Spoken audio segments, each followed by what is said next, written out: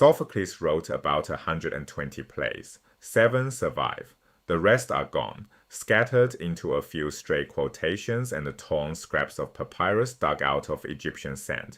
Sappho filled 3 books with poetry. We are left with a single complete poem and a handful of fragments. One of the greatest voices of the ancient world, almost entirely erased. Almost everything the ancient world wrote is gone, worn to dust, copied one time too few. For most of history, a book survived only if someone chose to copy it out by hand. And yet 2 poems, older than nearly all of it, crossed 3,000 years to reach you. Someone, in every single generation, decided they were worth saving by hand. Why these 2? Why? The 2 poems are the Iliad and the Odyssey. They are the oldest works of Western literature, and after nearly 3,000 years, we are still reading them. They are the earliest literary works in the Western tradition. But they are also the end of something older still.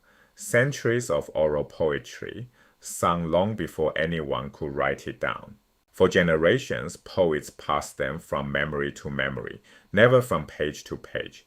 Each singer held the whole vast poem in his head, and rebuilt it, line by line, before a listening crowd. Then writing came to Greece, and of all the works that could have been set down first, these 2 came first, so they stand at the very beginning of the Western literary tradition. They are also the first fully developed epics in Western culture, and that word epic is worth pausing on for a moment, because it did not always mean what it means today. For the Greeks, epic meant only one thing: a long poem written in a particular rhythm, a meter called dactylic hexameter, any subject at all. If it used that meter, it was epic. But these 2 poems mattered so much, and the Greek culture reached so far into later Europe that the word took on their content too. Epic came to mean their kind of story: gods, heroes, warfare, and adventure. So these 2 poems did 2 things at once. They gave the West its idea of what an epic is, and they gave it the idea of what an epic ought to be about, both from the very start. Within Greece itself, these were the primary cultural texts.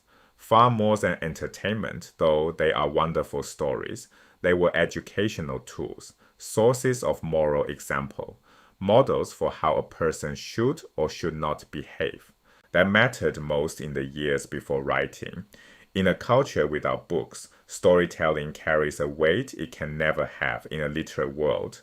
There is nowhere else to put what a people knows. A pre-literate society has no law books, no history books, no treatises on the gods. Its only way to pass on its beliefs, its values, its rules for living together is through the stories it tells. How marriages should work, how parents should treat their children, what one enemy owes another on the battlefield. All of it lives inside the tales, and preliterate is the better word here, not illiterate, which carries an unfair sting.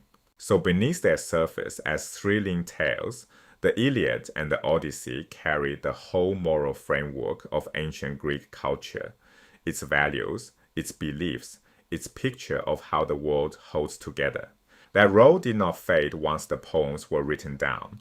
Probably in the 8th century BC, if anything, it grew. They became the foremost text in all of Greek education. A boy in 5th century Athens, and it was almost always a boy, learned his letters from Homer. To know these poems was the mark of an educated person. Not to know them was to be no one. They were a common touchstone, a source of precedent for legal arguments, a store of quotations, the perfect line to close a speech. Homer was the language the whole culture argued in. The great writers of the golden age of Athens and the century after quote him constantly, directly and indirectly. For the whole culture, the epics were a living well of quotation, precedent, and reference. And this is where an old phrase comes from. It is often said that the Iliad and the Odyssey were the Bible of the Greeks. It is a tempting comparison, but it is also a misleading one, and it needs handling with real care. These were not sacred texts, not the way the Bible is sacred for Jews and Christians, or the Quran for Muslims. They were not scripture. Nothing in them had to be believed. You did not have to accept a single line to be a proper worshipper of Zeus. There was no dogma here, only a vast storehouse of examples. In that respect, they do resemble the Bible. But maybe the closer match is Shakespeare, a shared body of lines and characters a whole culture reaches for, without kneeling to it. Inside that storehouse sit myths we would otherwise have lost. The poems hold the fullest surviving accounts of several key moments from the legend of the Trojan War. The savage image of Achilles dragging the corpse of his enemy Hector behind his chariot through the dust in front of the walls of Troy comes from the Iliad. It is our main source for that moment. Still a fair question. We already know the Trojan War. We no longer use these poems to win a lawsuit or close a speech. So why return to them now? There are two clear answers. The first is this. They survive precisely because they never stop speaking to readers, age after age, culture after culture. They are far more than a war story or the tale of a long journey home. Beneath the surface, they probe the human condition itself, life and death, the meaning of mortality, how a person makes peace with the certainty that they will die, the slow work of time and age on a person, the bonds between husbands and wives, between fathers and sons, between enemies and friends. That is why they still reach us. They reach deeper than any single war. And that depth is not a bonus, it is the whole reason we have them at all. Had they resonated any less, they would have vanished from antiquity, like almost everything else. We forget how easily a book once died. We assume that once something is published, it stays, waiting on a shelf somewhere. Before the printing press, survival was a far more fragile thing. To live, a text had to be copied by hand. When a manuscript wore thin and crumbled, someone had to sit and write out a new one, letter by letter, or it was gone. This is why most of the literature of Greece and Rome is simply lost. Not just obscure writers, major works by famous names. We saw it already. Sophocles, Sappho.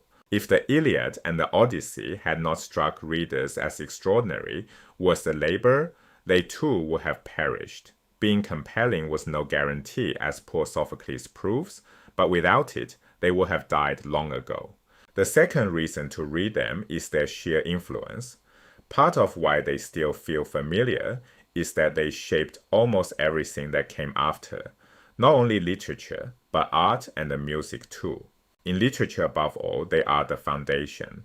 Nearly every later work in the tradition rests on them. Only one text has shaped Western culture more, and that is the Bible. Two great springs. Everything else flows from them. And yet, for all that familiarity, the world these poems depict is strange, remote in the extreme. So strange that some modern readers find it genuinely shocking. 4 words define it.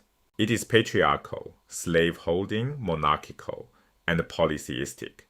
Take them one at a time because each is far more absolute than it first sounds. Start with patriarchal. This does not mean men held a little more power than women. In the world of these poems, men hold essentially all of it, the family, the kingdoms, the whole of public life, almost without exception. Whatever power a woman has is confined to the home and nowhere else. It is a world very far from our own. Then there is the second word, slave-holding. And here is the striking part. No one in the poems ever questions slavery, not once. It never occurs to a single character that a society could be built on anything else. The idea simply does not exist. No one wants to be a slave. Those who are enslaved dream of escape, of becoming masters themselves. But a world without slavery, that sort is nowhere on the horizon. The third word, monarchical. This is not one Greece under one king. The Iliad shows a loose scatter of small kingdoms and communities, each with its own king. And again, no one imagines any other way to run a society.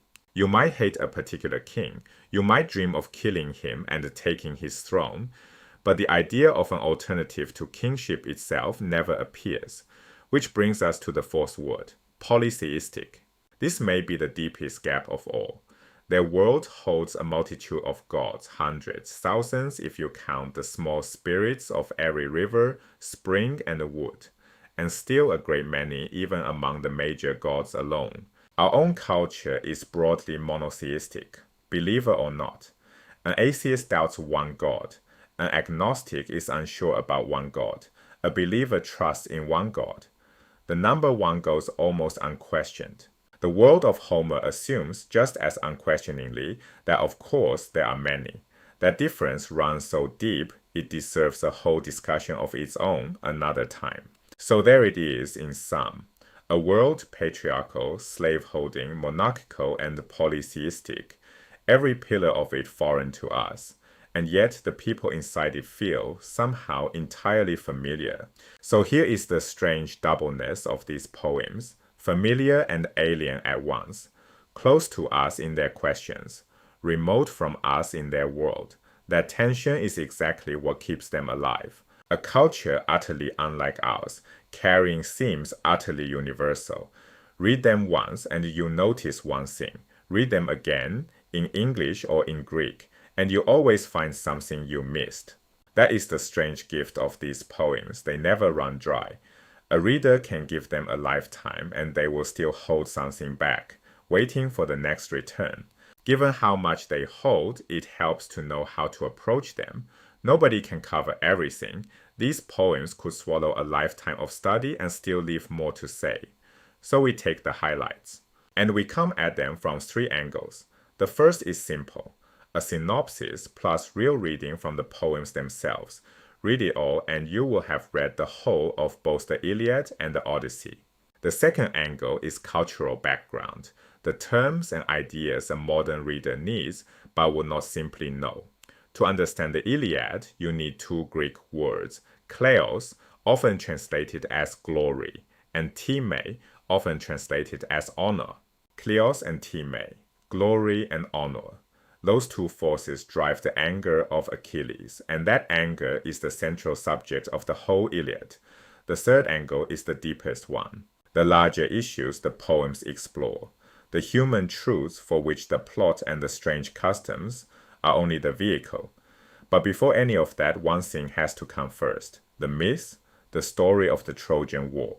The Iliad and the Odyssey both grow out of the Trojan War. It is the most famous legend of Greek literature, of Roman literature, and arguably of all Western culture, a great war between the Greeks and the city of Troy.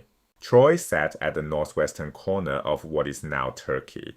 Its story fed not only these two poems, but Virgil's Aeneid, dozens of Greek tragedies, and countless works after. But here comes the surprise.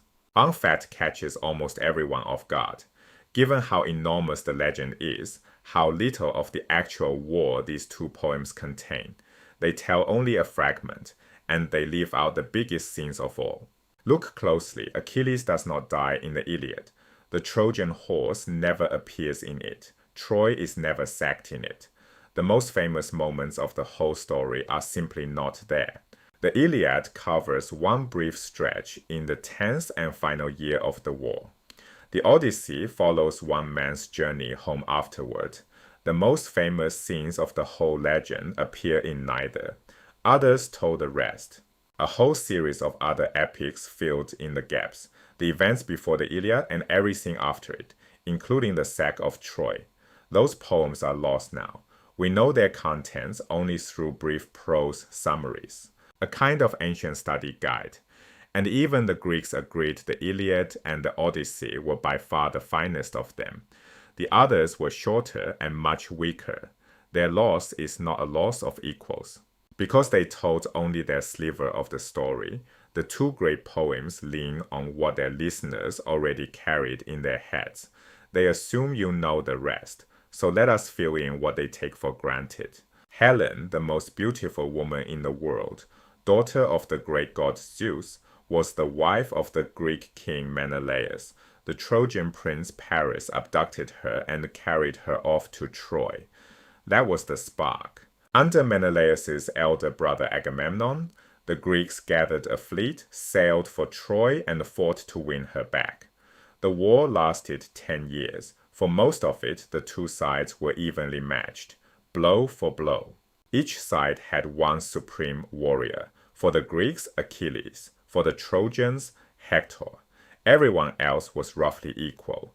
These two towered above all the rest, and Achilles was no ordinary man.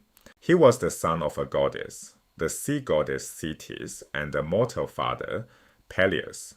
Their marriage had been arranged by Zeus himself, and the Thetis had not been a willing bride. That detail matters more than it seems. By the time the Iliad opens, Thetis and Peleus have not lived together for years. She has gone back to the sea. She comes when her son calls her. With her husband, she wants nothing more to do. In the course of the war, Achilles kills Hector, the finest of the Trojans, and not long after, Achilles himself is killed, struck down by Paris, the very prince who stole Helen and started it all. With both great champions dead, the Greeks turned to trickery. They built the famous wooden horse, hollow, with warriors hidden inside. They leave it before the gates, and by night, they sack the city of Troy.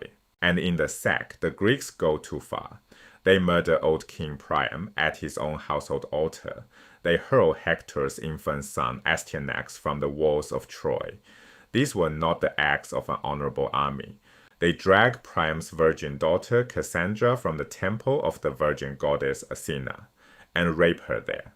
These outrages go beyond anything a conqueror may do to a fallen city, and the gods take notice. Their anger turns on the Greeks, and it plays out in the homecomings. Many men never reach home at all. Agamemnon sails back only to be murdered by his own wife and her lover. And Odysseus spends 10 more years fighting his way home. That is the second poem, Waiting. These are the pieces the Iliad and the Odyssey simply assume their audience already knows by heart. But even that outline leaves out some of the most famous details of all. Take the first, the judgment of Paris. It is the reason the whole war begins, and it starts with a beauty contest among goddesses. Paris, the future thief of Helen, is asked to judge 3 goddesses: Hera, the wife of Zeus, Athena, goddess of wisdom and war, a daughter of Zeus, and Aphrodite, goddess of passion, also a daughter of Zeus. Each one offers him a bribe. Hera offers power over many cities. Athena offers greatness in war, and Aphrodite offers him the most beautiful woman in the world as his own wife. Paris chooses Aphrodite. The most beautiful woman is Helen, and Helen is already married, so he takes her and the world goes to war. It is a perfect story, and yet we cannot be sure Homer even knew it. Most scholars think the Iliad does allude to the judgment of Paris, but only once, and very faintly. Others think Homer did not know the tale at all, that it was invented later to explain the gods' loyalties, why Hera and Athena hate the Trojans, while Aphrodite protects them. We simply cannot be certain, and there is a second famous detail Homer almost surely never knew, the one everyone remembers, the Achilles heel. The idea that Achilles was invulnerable everywhere except one heel. That tradition was clearly unknown to Homer, and in fact an invulnerable Achilles would make nonsense of much of the Iliad itself. In the poem, Achilles wears full body armor, made for him by his mother Thetis. She does not rise from the sea to hand him one small plate to guard the back of his heel. Homer's Achilles can be killed. So we have set out what these poems are, why they still matter and are still worth reading, how they worked inside their own culture, and the mythic ground of the Trojan War on which they stand. What remains for another time is the poetic background, how the poems were formed, who created them, and when exactly they were set into writing at last. Those are questions for later. For now, hold on to the strangeness, familiar in their deepest human questions, alien in the vanished world they take for granted. That is the doubleness that has kept readers coming back for 3,000 years. So we return to the question we began with. Why did someone in every single generation choose to copy them out by hand? Now you know. Because they never stopped speaking to whoever held the pen. 2 poems, older than nearly everything around them. standing where Western literature begins, and every return to them in English or in Greek still yields something new,